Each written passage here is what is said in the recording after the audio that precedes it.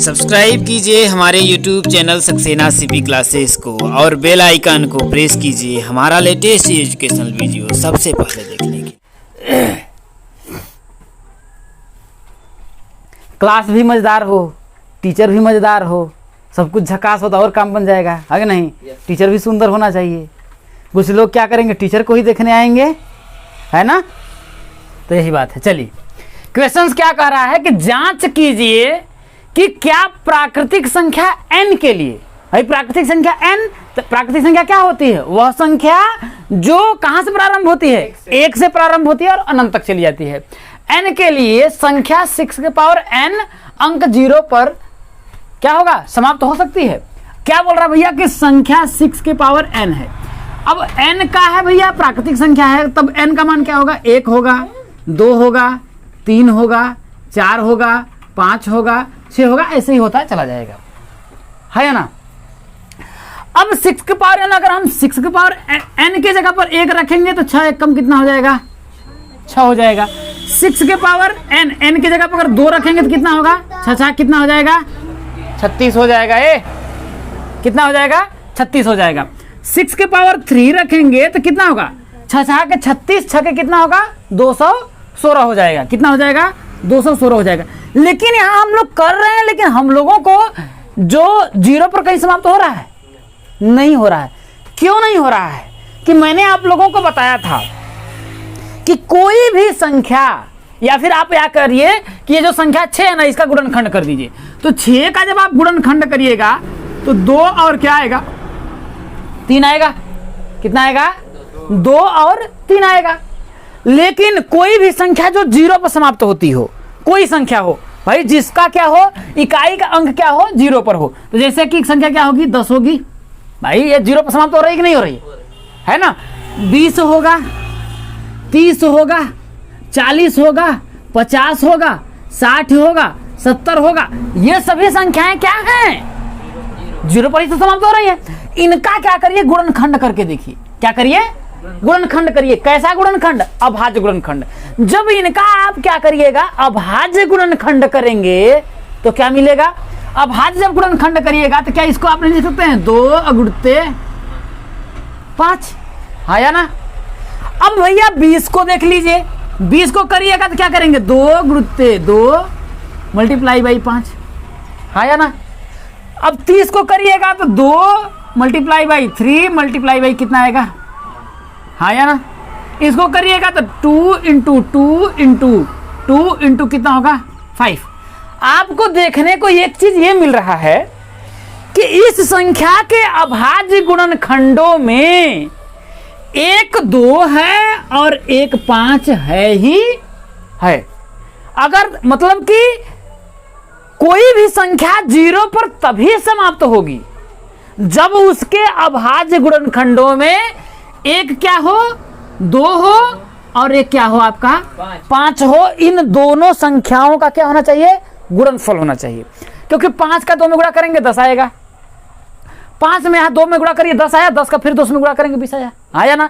5 का 2 में गुणा करिए 10 आया, 10 का 3 में गुणा करिए 30 आया। तो यहाँ पर अब तो भैया इसके अभाज्य गुणनखंडों में एक 2 है, 3 का पता नहीं। बात समझ में आया? मैंने कहा कि भैया शादी तभी होगी जब एक लड़का होगा, एक ठो लड़की। लड़का तो है, लड़की का पता नहीं।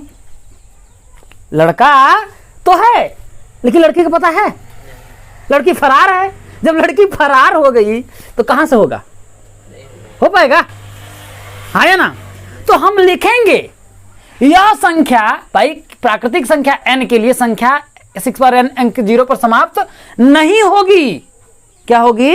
कि प्राकृतिक संख्या n के लिए संख्या 6 के पावर n 0 पर समाप्त नहीं होगी, क्योंकि इसके अभाज्य गुणनखंडों में लड़का तो है लेकिन लड़की क्या है? फरार है। 3 नहीं है ना भाई? 2 तो है, 3 से हमसे क्या मतलब है? भाई उसके अभाज्य गुणनखंडों में एक 2 और एक 5 होना चाहिए ना? ये दोनों होना चाहिए। अब इसमें क्या है? 2 है लेकिन 5 नहीं है। तो हम लिखेंगे ना कि वही प्राकृतिक संख्या n के लिए संख्या 6 के पावर n अंक 0 पर समाप्त नहीं होगी, क्योंकि 6 के अभाज्य गुणनखंडों में 2 तो है लेकिन 5 का पता नहीं। भाई 5 नहीं है, कहने का मतलब लड़का तो है, लड़की पता नहीं, फरार है। तो शादी कैसे होगी? नहीं होगा। अपने हाथ थोड़ी ना गांठ मान लेंगे, 7 फेरा ले लेंगे, अग्नि को साक्षी मान करके मैं स्वयं शादी अपना करता हूँ, ऐसा तो होगा नहीं ना, समझ में नहीं? तो बस आपको बस यही आप लोगों को लिख देना। हाँ बस, अरे इसको बस लिख ले, एक बार लिखे या 2 बार लिख लीजिए, क्या फर्क पड़ता है? या फिर आप पहले इसको लिख लीजिए, भाई संख्या 6 का अभाज्य गुणनखंड 2 × 3 आ रहा है। लेकिन मैंने आपको क्या बताया था? मैंने आपको यही बताया कि कोई भी संख्या शून्य पर तभी समाप्त होगी जब उसके अभाज्य गुणनखंडों में एक क्या हो, 2 हो और एक 5 हो। तो इसमें भैया 2 है, 5 नहीं है, इसलिए यह संख्या शून्य पर समाप्त नहीं होगी। बस यही लिखना है, इतिहास भूगोल लिख लीजिए बस, आंसर समझ में आया? कि व्याख्या कीजिए कि 7 × 11 × 13 + 13 और 7 × 6 × 5 × 4 × 3 × 2 × 1 + 5 भाज्य संख्याएं क्यों हैं? यह कह रहा है कि आपको बताना है कि यह जो संख्या है वह भाज्य संख्या ही क्यों है। तो सबसे पहले हम क्या करते हैं ना, इसको सबसे पहले क्या करिए, सालो कर लीजिए, हल कर लीजिए, पूरा जितना मान है उसको निकाल लीजिए। इसको करेंगे, देखिए 7 × 11 × 13 + का 13 है। अब ऐसा करिए ना, ये देखिए 13 इसमें भी है, 13 इसमें भी है, तो क्या करते हैं हम, सुविधा के लिए क्या करते हैं, कॉमन ले लेते हैं। या तो इसका देखिए, इसका इसमें गुणा करके जो मान आए उसमें 13 जोड़ दीजिए, या फिर हम आसानी के लिए क्या करते हैं, 13 को क्या करते हैं, बाहर निकाल लेते हैं। जब बाहर निकाल लेंगे तो भैया इसमें 7 × 11 बचेगा। अब भाई 13 कॉमन हो गया तो यहाँ बचेगा कितना, 1 बचेगा, 1 बचेगा, कॉमन हो गया तो यहाँ पर प्लस ये भी तो बाहर हो गया तो बचेगा कितना, 1। तब तो 13 1 कम है या ना, या तक समझ में आ रही बात? अब क्या करिए, इसको सॉल्व कर लीजिए। तो 13 × 11 7 कितना होगा, 77, अब प्लस कितना है आपका 1, तो हो जाएगा देखिए 13 × 77 और में 1 जोड़ेंगे तो कितना होगा आपका, आया ना? अब क्या करेंगे, इसका इसमें गुणा कर लीजिए, 78 का 13 में गुणा कर लीजिए तो कितना होगा, 13 8 104 10 और 13 7 91 और 91 में 10 जोड़ेंगे तो कितना होगा, 101। तो कितना आएगा, 1014 आएगा। कितना आएगा, 1014 आएगा। भाई पहले मैंने इसको सॉल्व कर लिया। अब क्या करिए भैया आप कि इसको भी सॉल्व कर लीजिए। किसको सॉल्व कर लीजिए, इसको भी सॉल्व कर लीजिए। अब इसको सॉल्व करेंगे, देखिए इन दोनों में कॉमन क्या देख रहा है, देखिए 5 इसमें भी है, 5 इसमें भी है। या फिर इसको क्या करिए ना, देखिए कितना है, 7 × 6 × 5 × 4 × 3 × 2 × 1 + 5 है। सुविधा के लिए अगर कॉमन लेना है तो कॉमन ले लीजिए, नहीं तो ऐसे सॉल्व हो रहा है तो ऐसे करिए। देखिए आपका हो जाएगा 5 चौके 20 20 और 7 छक्के 42 और 42 दूना कितना होगा, 84 हो जाएगा, 840 हो जाएगा। देखिए 7 छक्के 42 और 42 5 चौके 20, तो 42 और दूना कितना हो जाएगा, 84, 840। 840 में 6 का गुणा कर दीजिए तो 840 × 6 3 दूना के 6 और प्लस का कितना आएगा आपका 5 आएगा। क्या करिए, अब देखिए आपका 0 हो जाएगा, 6 चौके कितना हो जाएगा, 24 के 4 हासिल 2 हो जाएगा, 8 छक्के 48 और 2 कितना हो जाएगा आपका 50। तो 5040 और प्लस का 5, इसको जोड़िएगा तो कितना होगा, 5000 कितना हो जाएगा आपका 45 हो जाएगा। अब ये पूछ रहा है कि व्याख्या कीजिए कि ये और ये संख्या भाज्य संख्या ही क्यों है। भाज्य संख्या क्या होती है, भाज्य संख्या क्या होती है कि वह संख्या जो एक और स्वयं के अलावा किसी दूसरी संख्या से भी क्या होती है, दूसरी संख्या से क्या हो जाती है, भाज्य हो जाती है, विभाजित हो जाती है। वही संख्या क्या कहलाती है, भाज्य संख्या कहलाती है। इस संख्या को भी देख लीजिए भैया, एक और स्वयं के अलावा किसी दूसरी संख्या से ये भाज्य है या नहीं है। तो ऐसे ही दिख रहा है, देखिए कि ये एक और स्वयं के अलावा, इसको 2 से काटेंगे नहीं कट जाएगी, कट जाएगी नहीं कट जाएगी। तो इसने बोला बस एक काल आपको बताना है कि वह संख्या जो एक और स्वयं के अलावा किसी दूसरी संख्या से क्या हो जाए, कट जाए या पट जाए। तो इसका मतलब ये 2 से कट रही है कि नहीं कट रही है? तो भैया जब 2 से कट रही तो हम कह देंगे कि ये भाज्य संख्या है, क्योंकि ये एक और स्वयं के अलावा किसी दूसरी संख्या से भी क्या हो रही है, कट रही है। वही तरीका इसमें अपना लीजिए, एक और स्वयं के अलावा ये देखिए 5 से काटेंगे तो कट जाएगी भाई, 5 4 9 और 9 5 14, इसका मतलब ये 5 से श्योर कटेगी, क्योंकि भाई 5 से भाज्यता का नियम यही कहता है कि इकाई के अंक के स्थान पर या तो 0 हो या तो 5 हो, वह संख्या सदैव 5 से क्या होगी। तो भैया ये एक और स्वयं के अलावा जब 5 से विभाजित हो रही है तो ये क्या होगी, भाज्य ना होगी। तो क्या हमको बोलेंगे, क्या बोलेंगे बताइए? हम पूछ रहे हैं कि हमारा विवाह एक लड़की से हुआ है, तो हमारे मेहरारू नहीं तो क्या कहोगे तुम? हम हैं उसको पत्नी नहीं तो क्या करेंगे, साली कहेंगे। तो जब ये संख्या एक और स्वयं के अलावा किसी दूसरी संख्या से विभाजित हो रही है तो उसे भाज्य नहीं कहेंगे तो क्या कहेंगे? भाज्य कहेंगे ना। जैसे अगर हमारा विवाह किसी लड़की से हुआ तो वो लड़की हमारी बिना धर्म पत्नी होगी, हमारी ना होगी, तो उसको पत्नी नहीं कहेंगे, क्या कहेंगे? और जब एक और स्वयं के अलावा किसी दूसरी संख्या से कट रही थी, इसे भाज्य नहीं कहेंगे तो क्या कहेंगे? तब भाज्य ना कहेंगे, क्योंकि इसकी डेफिनेशन यही है। समझ में आया ना? इसे उतार लीजिए। इस प्रश्न का, प्रश्नावली का ये आखिरी क्वेश्चन है और बहुत ही सिंपल साधारण क्वेश्चन है। सिर्फ इतना बड़ा है, इतना बड़ा देख करके डरवाने की कोशिश कर रहा है। क्या बोल रहा है कि किसी खेल के मैदान के चारों ओर एक वृत्ताकार पथ है। खेल का मैदान है और उसके चारों तरफ कैसा पथ है, एक वृत्त के आकार का भैया पथ है। एक तो ऐसे इस शेप का आपका क्या है, पथ है। यहां तक समझ में आया?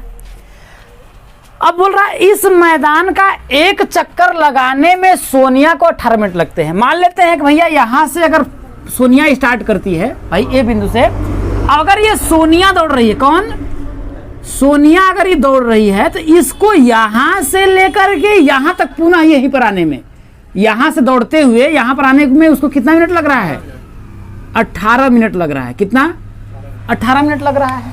यहां तक बात बोल रहा है। जबकि इसी मैदान का एक चक्कर लगाने में रवि को 12 मिनट लगते हैं। भैया रवि लड़का है कि नहीं है, सोनिया क्या है, लड़की है। अब इसलिए थोड़ा सा टाइम, ये सोनिया जो है वो 18 मिनट लेती है। 18 मिनट कौन ले रहा है, सोनिया ले रही है। और रवि जो है यहीं से दौड़ता है तो वो कितना लेता है, 12 मिनट का समय लेता है। कितना, 12 मिनट का समय लेता है। यहां तक तो कोई दिक्कत नहीं है। आगे क्या बोल रहा है, मान लीजिए वे दोनों एक ही स्थान और एक ही समय पर चलना प्रारंभ करते हैं। मान लेते हैं कि इसी पॉइंट से कौन, सोनिया और रवि इस पथ पर क्या करते हैं, चलना प्रारंभ करते हैं एक ही समय पर। जैसे 5 बजा तो मतलब दोनों दौड़ना क्या करेंगे भाई, रेस की दौड़ होती है तो सबको एक ही समय दौड़ा जाता है ना। तो मान लीजिए कि सोनिया और रवि यहीं से क्या करते हैं, दौड़ना स्टार्ट करते हैं। कहां से, यहीं से। नहीं, दोनों लोग एक ही दिशा में, यहां पर बोल रहा है, यहां देखिए दोनों एक ही स्थान और एक ही समय पर चलना प्रारंभ करते हैं। प्रारंभ करके एक ही दिशा में चलते हैं। यहां बोल रहा है ना एक ही दिशा में, तो दोनों यहीं से दौड़ना क्या करते हैं, यहां पर स्टार्ट करते हैं एक साथ में। ठीक, तो कितने समय बाद वे पुनः प्रारंभिक स्थान पर मिलेंगे? तो वो पूछ रहा कितने समय बाद इसी पॉइंट पर ये दोनों मिलेंगे, यही बात वो पूछ रहा है। भैया पहला चक्कर काएंगे तो रवि 12 मिनट में पहुंच जाएगा भाई, 12 मिनट में ये पहुंच जाएगा। अब ये पहुंचेगी तो कहा, मान लेते हैं भाई इधर रहे होगी 12 मिनट में, यही रहे होगी। तो अब यहां पर पहुंचने के भाई इतना पीछे है ना, दूसरा चक्कर लगेगा। ठीक है, दूसरा जब चक्कर लगेगा तो कितना हुआ, 24 मिनट हुआ। ये यहां पर पहुंच जाएगा, है कि नहीं है? यहीं पर नहीं, दूसरा चक्कर में ये, अब समझिएगा इस बात को, ऐसे समझिए कि दूसरा जब चक्कर लगेगा तो दूसरा चक्कर रवि कितने मिनट में लगा लेगा, 24 मिनट में। और सोनिया अभी हमको लगता है इधर रहेगी दूसरे चक्कर में। और रवि तब तक अपना क्या करेगा, तीसरा चक्कर लगाएगा। तो यहाँ पर ये 36 मिनट लगेगा कि नहीं लगेगा, 36 मिनट लगेगा कि नहीं लगेगा? 36 मिनट में रवि कितना कर लेगा, 3 चक्कर लगाएगा। और सोनिया 18 मिनट में 1 चक्कर लगा रही है, तो 36 मिनट में कितने चक्कर लगाएगी, 2 चक्कर लगाएगी ना। लेकिन मिलेंगे दोनों तो यहीं पर, हाँ या ना? क्योंकि 18 मिनट भाई, ये देखिए 12, फिर दूसरा चक्कर 12, 24, तीसरा चक्कर 12, 3, 36। अब सोनिया का देखिए 18, दूसरा चक्कर 18 दूना 36, 18 कितना हुआ, 36 हुआ। तो ये पूछ रहा कितने समय प्रारंभिक स्थान पर मिलेंगे। आपको करना कुछ नहीं है, क्या करेंगे दोस्तों, दोनों यहां लिखेंगे, दोनों प्रारंभिक स्थान पर मिलेंगे। बराबर कितना 18 व 12 का क्या करेंगे हम भैया, लॉस बस आप लोगों को निकालना था। क्या निकालना है आपका, लॉसन निकालना है। तो लॉसन निकाल लीजिए, भागे विधि से निकाल लीजिए। क्या होगा 18 और 12 होगा। 2 से काटिए, 9 दूना के 18, 6 दूना के 12, फिर 2 से काटिए, ये तो कटेगा नहीं, 9 हो जाएगा। ये कितना होगा 3 दूना के 6। अब किससे कटेगा 3 से, 3 से काटिए कितना होगा 9 और 3 से काटेंगे तो आपका कितना होगा, आपका देखिए ये 3 हो जाएगा और ये कितना हो जाएगा 1 हो जाएगा। फिर 3 से काटेंगे तो कितना आपका आएगा, देखिए 1 और 1 आ जाएगा। अब बस वही क्या करेंगे 18 और 12 का लॉस बराबर इसी को लिख लेंगे 2 गुणते 2 गुणते 2 गुणते 3 गुणते 3 बराबर कितना होगा 3 तरीका 9 दूना के 18 दूना के 36 मिनट में आप लिखेंगे वे दोनों प्रारंभिक स्थान पर मिलेंगे। यही आपका क्या हो जाएगा, आंसर हो जाएगा। समझ में आया। और ये आपका चैप्टर क्या हो गया, समाप्त हो गया।